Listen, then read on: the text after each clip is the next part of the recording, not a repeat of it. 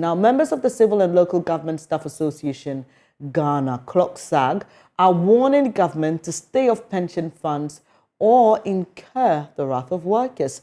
The finance minister last month hinted at attempts to include some pension funds in the domestic debt restructuring program, but addressing members of the association to mark May Day celebration in Accra, Deputy Executive Secretary of CLOGSAG, Kojo Krakani, said workers will never allow their pensions to be included in the program. He also warned the association will continue to use legitimate means to fend off government's attempts to force workers to subscribe to a private pension scheme. Into a crisis, to the extent that pension arrangements are being threatened, even though the contributory three-tier pension scheme has begun to yield positive results, it is very relevant and significant to maintain the existing pension structure. CLOGSAG is sending a warning signal to all forces, both visible and invisible, to steer clear of current pension arrangements as enshrined in the National Pension Act 2008 Act 766.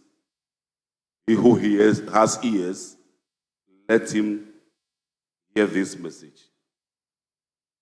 CLOGSAG is sending a warning signal to all forces, both visible and invisible, to steer clear of current pension arrangements as enshrined in the National Pensions Act 2008 at 766. He who has ears, let him hear this message. The outcry of public sector workers, especially teachers and civil servants, during the beginning of the 21st century,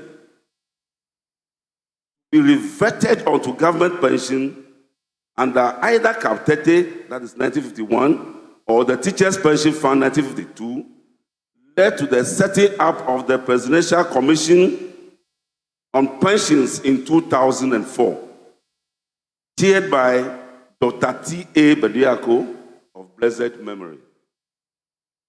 The Presidential Commission on Pensions was tasked to ascertain whether the observation by workers that Cap 30 paid better lump sum or gratuity and monthly pension than SNIT was accurate.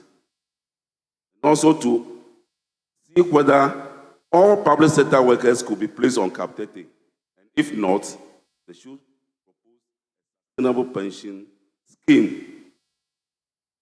The Commission made profound findings and noted that, 1, workers generally believe that pension earnings were the responsibility of the employer only, and in this case, the government.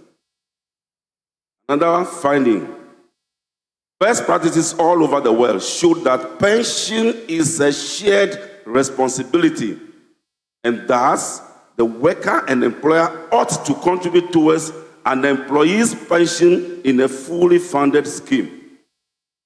The Commission also founded Cap 30 was not sustainable because it was not funded.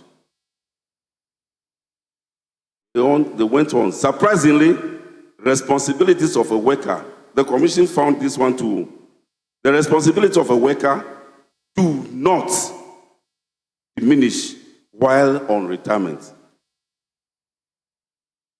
The lump sum payments under Cap 30 were far better than payment lump sum earnings under SNIT. I'm still reading the findings of the Commission on Presidential.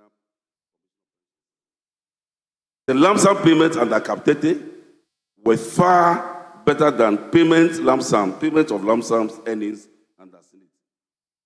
Then also, monthly pension earnings were virtually similar. That is between SNIT and findings said that the pensions under the monthly pensions were virtually similar. Some of the important recommendations by the Presidential Commission on Pensions included the following. They recommended this. As shared responsibility under pensions, workers should additionally contribute to a fully funded provident fund or a pension scheme.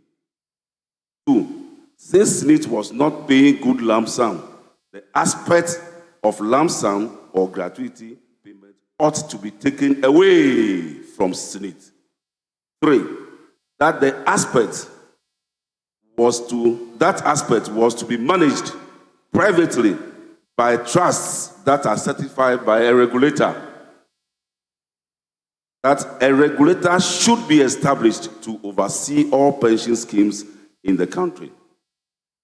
The Commission emphasized that by contributing towards a 3-tier pension scheme, workers would receive gratuities or lump sums that are comparable to or better than what is paid under CAB 30. These recommendations were endorsed by government. Eventually, these recommendations culminated into the National Pensions Act 2008 at 766. As workers, we called for a better pension scheme that will yield reasonable gratuities or lump sums. And we had the Act 766. Therefore, we are enjoined to hold steadfastly, passionately, and jealously guard and protect our 766, which is yielding positive results.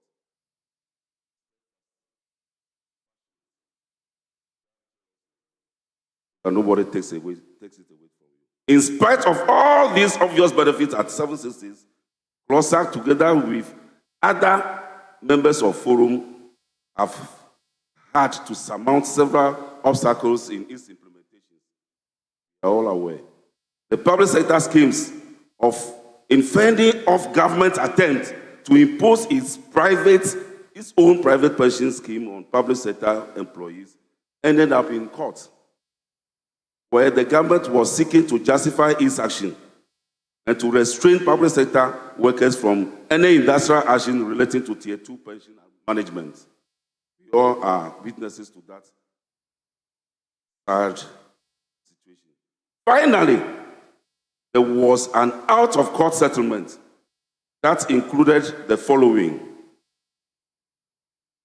1, composition of board of trustees. Then, deductions from public sector employees' basic salary towards Tier 2 pension to be made directly by Controller and Accountant General Department, their respective public sector schemes. Then 3, deductions that were in the temporary pension fund account, Bank of Ghana at the time, to be transferred to the respective public sector occupational pension schemes. Recently, organized labor